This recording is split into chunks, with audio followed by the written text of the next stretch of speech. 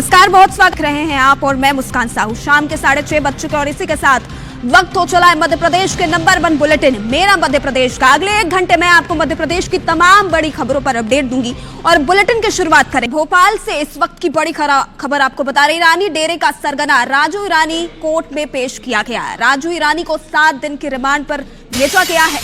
17 जनवरी तक police remand में राजू ईरानी रहेगा। कल सूरत से राजू ईरानी की गिरफ्तारी हुई थी। तो देखिए, राजू ईरानी ये वही शख्स है जिसे मध्य प्रदेश भोपाल में क्राइम जगत का किंग माना जाता है। 14 राज्यों में दर्जनों से अधिक मामले राजू ईरानी पर दर्ज थे और आखिरकार पुलिस ने राजू ईरानी को गिरफ्तार कर लिया है। कुख्यात राजू ईरानी पर 14 राज्यों में आपराधिक मामले दर्ज हैं। मोस्ट वांटेड राजू ईरानी को सूरत पुलिस ने 10 जनवरी को सूरत से गिरफ्तार कर भोपाल पुलिस को सौंप दिया है। राजू ईरानी पिछले कई सालों से फरार चल रहा था। राजू पर महाराष्ट्र में भी मकोका के तहत केस दर्ज है। इसी गैंगस्टर को पकड़ने के लिए 27 दिसंबर की रात भोपाल पुलिस ने 150 जवानों और अधिकारियों के साथ ईरानी डेरे में दबिश दी थी, लेकिन राजू फरार हो गया था। फिलहाल राजू पुलिस की गिरफ्त में है, लेकिन अब आप ये सुनकर चौंक जाएंगे कि जिस राजू ईरानी को पुलिस ने पिछले कई सालों से फरार बता रही थी, उसी राजू ईरानी का इंटरव्यू भोपाल के इसी डेरे में घुसकर IBC 24 की टीम ने लिया था। 30 जून 2025 को राजू तब वहां मौजूद था। उसने IBC 24 संवाददाता हरप्रीत कौर रीन से बातचीत की थी, जिसे पुलिस पिछले कई सालों से फरार बता रही थी। देखिए।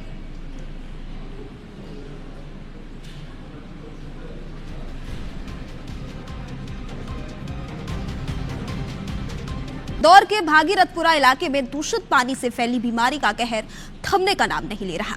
अब परिजनों ने एक और महिला की मौत का दावा किया है। मृतका की पहचान सुनीता वर्मा के रूप में हुई है, जिन्हें गंभीर हालत में MY अस्पताल में भर्ती कराया गया था। सुनीता के परिजनों के अनुसार 7 जनवरी को सुनीता की तबीयत अचानक बिगड़ गई थी। उल्टी, दस्त और तेज बुखार की शिकायत के बाद उन्हें हेल्थ सेंटर ले जाया गया, जहां हालत ज्यादा खराब होने पर डॉक्टरों ने उन्हें MY अस्पताल रेफर कर दिया और इलाज के दौरान रविवार को सुनीता की मौत हो गई। परिजनों का आरोप है कि सुनीता की तबीयत दूषित पानी पीने से बिगड़ी थी और यही उनकी मौत की वजह बन गई। परिजनों के इस दावे के बाद भागीरथपुरा इलाके में दूषित पानी की मौतों का आंकड़ा बढ़कर 21 तक पहुंच गया है। उल्टी दस्त अभी तो पानी टैंकर का आ रहा था, नर्मदा का आता था। पहले तो हुई थी, वो तो सही दवा गोली चलती रहती तो हो जाते थे सही। वो तो बाकी पानी पीने से ज़्यादा ही कुछ हो गया था। वो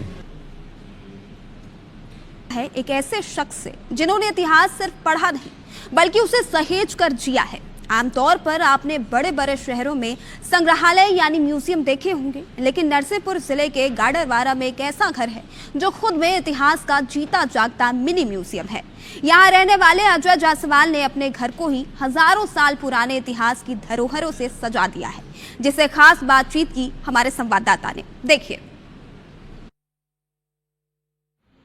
नरसिंहपुर के गाडरवारा में एक जीते जागते म्यूजियम से हम आपको मिलाने जा रहे हैं। 21वीं सदी का म्यूजियम है जो अपने आप में पुरानी विरासत, अपने आप में पुराने इतिहास को संजोए हुए हैं और एक अपने घर को ही इन्होंने म्यूजियम बना लिया है। ऐसे शख्स गाडरवारा में मौजूद हैं और पुरानी चीजों के बीच आज हम उनके साथ बैठे हैं। अजय जायसवाल जी हमारे साथ मौजूद हैं उस पूरी चर्चा में। जायसवाल जी, कितने दिनों से आप इस सब का संग्रह कर रहे हैं और कहाँ से ये सब चीजें मिली आपको? 37 सालों से पुरानी चीज़ों का संरक्षण कर रहा हूँ और सिर्फ संरक्षण ही नहीं, इस पर मैं नई नई खोजें करता हूँ और वो समाज और विद्वानों के सामने रखता हूँ, जिससे इतिहास की टूटी हुई कड़ियाँ जो हैं वो जुड़ती हैं और समाज के सामने वो स्थापित होती हैं। अभी जैसे मान लो मैं आपको बताऊँ कि मेरे संग्रह में जो है वो करोड़ों साल पुराने जीवाश्म या फॉसिल्स भी हैं। फिर उसके बाद जो है पाषाण काल, ताम्रपाषाण काल और लौह युग की चीज़ें हैं जो उस समय के लोगों ने अपने जीवन में उपयोग की। वो नर्मदा घाटी और उसकी जो सहायक नदियां हैं उसके किनारे की चीज़ें हैं। और जो हम सुनते हैं सिंधु घाटी सभ्यता, हड़प्पा, तो वो सिंधु और सरस्वती नदी के किनारे थी, लेकिन उसी समकालीन समय में नर्मदा नदी और उसकी सहायक नदियों के किनारे नर्मदा घाटी में जो चीज़ें थीं, उनकी जो बस्तियां थीं, कृषक बस्तियां थीं, उनके जो आर्टिफैक्ट्स थे वो हैं मेरे संग्रह में।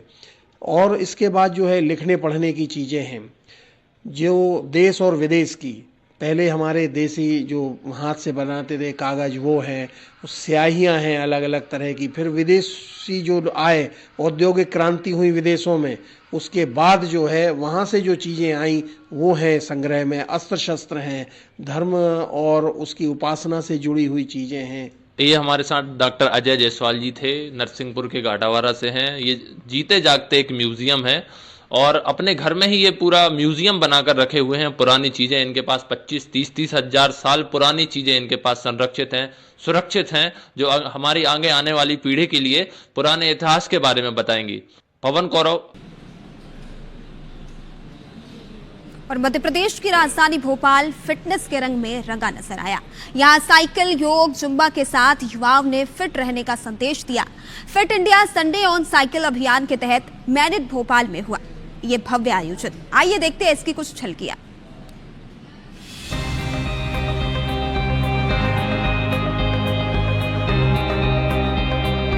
ये तस्वीरें हैं भोपाल की, जहां fit India Sunday on cycle कार्यक्रम में 1200 से ज्यादा लोगों ने हिस्सा लिया। यहाँ सिर्फ युवा ही नहीं बल्कि बच्चे, महिलाएं और बुजुर्ग भी फिटनेस एक्टिविटीज करते नजर आए। संडे के दिन आलस को छोड़कर लोगों ने साइकिल रैली में भाग लिया और योग, जुम्बा, स्किपिंग जैसी गतिविधियों के जरिए फिट रहने का संदेश दिया। आधा घंटे साइकिल लो, फिट रहोगे तभी हिट रहोगे, स्वस्थ रहेगा भारत तभी तो आगे बढ़ेगा हिंदुस्तान।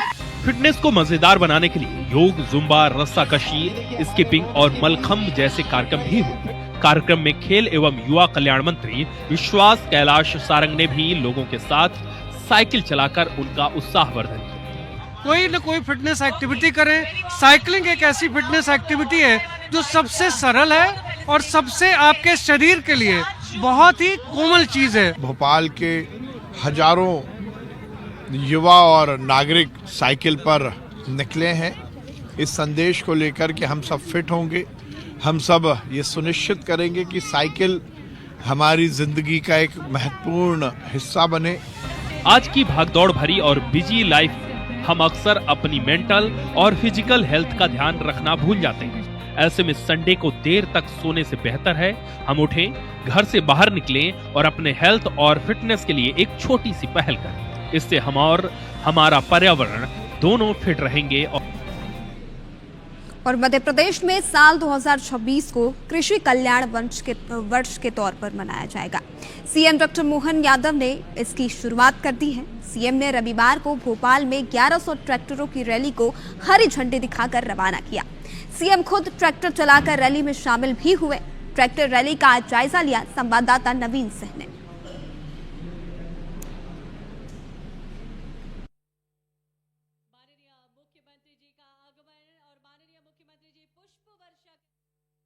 मध्य प्रदेश के मुख्यमंत्री डॉक्टर मोहन यादव ने साल 2026 को किसान कल्याण वर्ष के तौर पर घोषित किया है और आज तस्वीरें देखिए, ट्रैक्टर रैली के जरिए खुद मुख्यमंत्री डॉक्टर मोहन यादव एक बड़ा मैसेज देने जा रहे हैं कि अगले 3 साल मध्य प्रदेश की सरकार किसानों के कल्याण के लिए काम करेगी।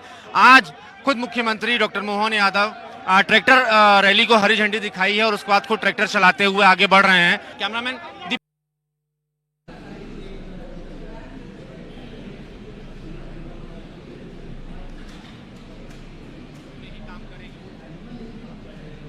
किसान भाई बहनों के लिए जितना बन सकता है उससे आगे बढ़कर काम करने का प्रयास करेंगे। माननीय प्रधानमंत्री मोदी जी के आशीर्वाद से हमारी सरकार ने चारों वर्ग के कल्याण का जो संकल्प लिया है, मुझे पूरा भरोसा है पूरी ताकत के साथ वर्ष के समापन होते होते हम काफी कुछ अपने किसान भाई बहनों की सेवा कर सकेंगे। SIR यानी स्पेशल इंटेंसिव रिविजन, जिसके नाम पर पूरे देश में बवाल मचा हुआ है। इस अभियान का एक सुखद पहलू मध्य प्रदेश में सामने आया। मंदसौर में SIR एक मां के लिए वरदान बना और उसकी 22 साल पुरानी पीड़ा को खुशियों में बदल दिया। देखिए ये खास रिपोर्ट।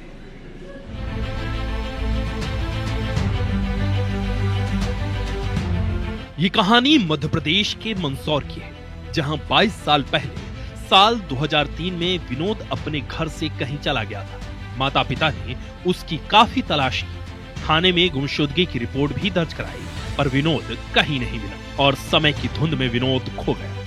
लेकिन SIR की वजह से 22 साल बाद विनोद अपनों से मिला। विनोद ने बताया कि वो अब राजस्थान के नागौर जिले में रहता है और उसका भी एक परिवार है। बेटा गुम गया था 15 साल तक, पता नहीं चला, खोप ढूंढा, मिला नहीं, कागज कढ़ाया पंचायत द्वारा, तो एफसी साहब ने मदद करी तो मेरा बेटा मेरे को मिल पाया। 2003 में गांव से चला गया था एक लड़की को लेके, मेरी मर्जी से दोनों राजी खुशी गए थे। पुलिस द्वारा मेरे माँ बाप का कांटेक्ट नंबर मिला, पुलिस द्वारा मैं वापस मेरे परिवार से मिला हूँ। बीते कुछ सालों में विनोद के पिता दुनिया छोड़ गए और बेटे की तलाश थक गई, लेकिन भारत निर्वाचन आयोग के SIR अभियान के दौरान एक छोटी सी सूचना ने उस अधूरी कहानी को नया मोड़ दिया। दरअसल विनोद मतदाता सूची में अपना नाम जुड़वाने पहुंचा था। अधिकारियों ने इपिक नंबर यानी वोटर ID की जानकारी मांगी। मामले की जांच के दौरान सभी जानकारी राम कन्या बाई के बेटे से मैच हो गई। मंदसौर पुलिस ने विनोद से संपर्क किया और उसे मंदसौर बुलाया गया, जहां पुलिस ने राम कन्या बाई को उसके बेटे विनोद से मिलवाया। SIR पुनर्निरीक्षण के दौरान उसके माता पिता के इपिक नंबर की जानकारी चाहिए गई है। इस लिंक को फॉलो करते हुए हमारी टीम के द्वारा विनोद से संपर्क कर उसको उसकी मां राम कन्या बाई से मिलवाया गया है। दोनों पक्ष का काफी खुश हैं एक दूसरे। राम कन्या बाई 22 साल बाद बेटे को पाकर बहुत खुश है। ये कहानी सिस्टम की सतर्कता और किस्मत के अद्भुत खेल की है, जहां एक छोटे से सत्यापन ने मां को सालों से लापता और रुक करते अगली खबर का। महाराष्ट्र के गोंदिया जिले के आमगांव में चल रही बागेश्वर धाम के धीरेन्द्र शास्त्री की कथा में एक भावुक क्षण देखने को मिला। कथा के चौथे दिन गोंदिया की एक मुस्लिम महिला ने अपने दोनों बच्चों के साथ सनातन धर्म अपना लिया। बागेश्वर महाराज ने महिला और उसके दोनों बच्चों को मंच पर बुलाया और श्रद्धालुओं को बताया कि इनका धर्म परिवर्तन मंच पर आने से पहले प्रशासनिक प्रक्रिया के तहत नोटरी शपथ पत्र पर पूरी निष्पक्षता और वैधानिक तरीके से संपन्न किया गया है। इसके बाद समाज के समक्ष कथा मंच से सनातन धर्म अपनाने पर उन्होंने तीनों का स्वागत किया। सनातन धर्म अपनाने के बाद महिला परवीन मोहसिन शेख अब जया जय की दास बन गई है।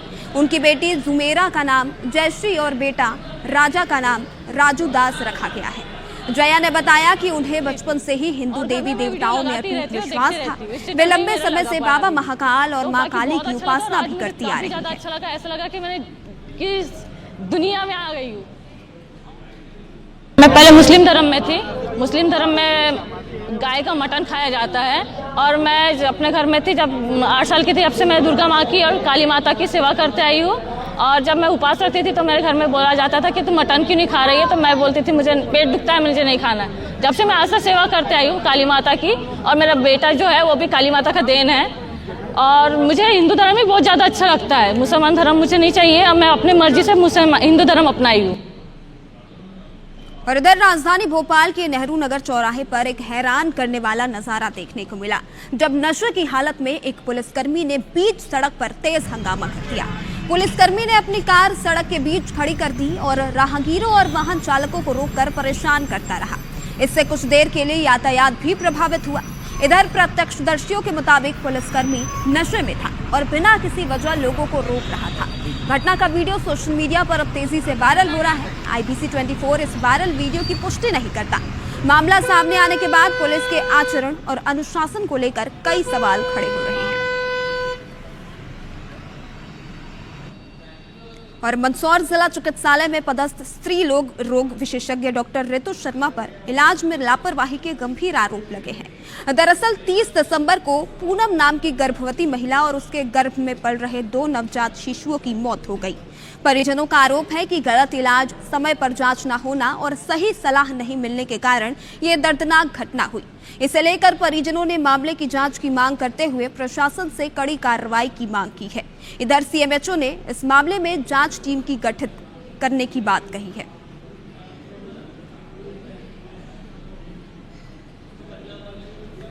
इस औरत के दोनों बच्चे मर गए, उसके बावजूद भी उसको 3 घंटे तक बेंच पे बिठा रखा। वो ऐसा बर्दाश्त ही नहीं कर पा रही थी बिल्कुल भी। तो मैम की बहुत बड़ी लापरवाही रही इसमें। मैम को आना चाहिए, जब उन्होंने बोला, और ट्रीटमेंट उनके पास चल रहा है 8 महीने से, तो उनको आना चाहिए, नहीं उनकी जिम्मेदारी बनती मैम की। तो मैम के ऊपर सख्त सख्त कार्रवाई होनी चाहिए और हमें न्याय चाहिए, ताकि आगे से किसी दूसरे इंसान के साथ यह घटना ना हो। और इधर ग्वालियर से एक हैरान कर देने वाला मामला सामने आया। नशे में चूर एक व्यक्ति ने लाइसेंसी बंदूक से अपने ही परिवार के लोगों पर हमला कर दिया। दरअसल ये पूरा मामला जनकगंज थाना क्षेत्र के गोल पहाड़िया का है, जहां घर के लोगों ने बताया कि जगन्नाथ कुशवाहा ठेकेदारी का काम छोड़ने के बाद से शराब पीने लगा था और वह रोज शराब के नशे में धुत होकर झगड़ा कर गाली गलौज करता था। शनिवार को भी शराब पीकर घर के लोगों से वो गाली गलौज कर रहा था। तभी उसके बेटे रवि ने अपने पिता को रोका। आरोपी ने गुस्से में अपने लाइसेंसी बंदूक से बेटे, बहू और पत्नी पर गोली चला दी। गनीमत रही कि गोली किसी को नहीं लगी। घटना से जुड़ा एक वीडियो भी सामने आया है। पुलिस शिकायत के आधार पर केस दर्ज कर आगे की कार्रवाई की बात कह रही है। फिर बगल लगे दारू पी के, फिर उन्होंने बंदूक निकाल ली, कमरे की कुंडी लगा ली, खिड़की में से फायरिंग की और जे किचन में खाना बना रही थी, किचन की दीवार पे जाके गोली लगी है। हाँ, बंदूक मैंने जमा करवा दी थाने में, बंदूक चुरा ली थी, जमा कर दी। एक तो ये नशा करता है बहुत, और इनके पास लाइसेंस की बंदूक है। तो कुछ दिन पहले की बात है कि कुछ अनबन हुई और उसने शराब के नशे में एक फायर किया, जो कि हवाई फायर था। उस पर से अपराध दर्ज हुआ है और उसके बेटे और बहू थाने पर रिपोर्ट लिखने आए, कार्रवाई की जाए। और प्रसिद्ध फिल्म अभिनेत्री शिल्पा शेट्टी और उनकी बहन शमिता शेट्टी उज्जैन में बाबा महाकाल की शयन आरती में शामिल हुई। दोनों अभिनेत्रियों ने श्रद्धा भाव से बाबा महाकाल के दर्शन किए। दर्शन के बाद महाकालेश्वर मंदिर प्रबंध समिति की ओर से दोनों अभिनेत्रियों का स्वागत और सम्मान किया गया। इस अवसर पर मंदिर प्रशासन के अधिकारी कर्मचारी भी मौजूद रहे।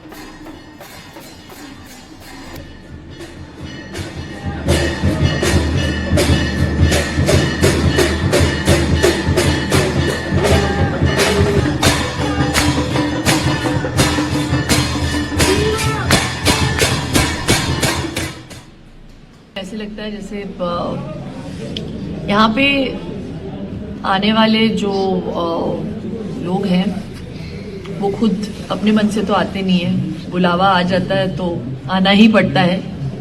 और ऐसे लग रहा है कि आज बुलावा आ गया था मेरे लिए और शमिता के लिए, तो हम लोग दौड़े चले आए। बहुत अद्भुत दर्शन हुए आज।